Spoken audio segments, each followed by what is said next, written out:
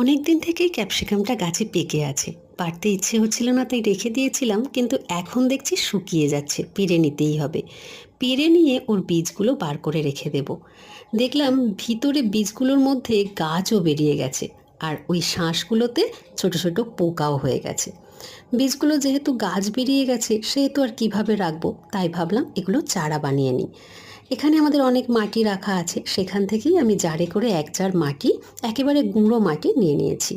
আর ওই যে বীজগুলো দেখুন গাছ বেরিয়ে গেছে, এইগুলো একটা একটা করে আমি ওই মাটির মধ্যে পুঁতে দিচ্ছি। আমার সব বীজ এখানে ছড়ানো হয়ে গেছে, আর ভিতরের যে অংশটা ক্যাপসিকামের সেটার মধ্যে কিছুটা বীজ লেগেছিল, তাই ওটা এই জবা গাছের গোড়ায় একটু মাটি দিয়ে দিলাম। তারপরে গুঁড়ো মাটি নিয়ে ওই বীজগুলোর ওপরে ছড়িয়ে একেবারে জল ছড়িয়ে একটু ভিজে ভিজে করে ওইটা ছায়ার মধ্যে রেখে দিলাম। কেমন চারা গাছ জন্মায় অবশ্যই দেখাবো।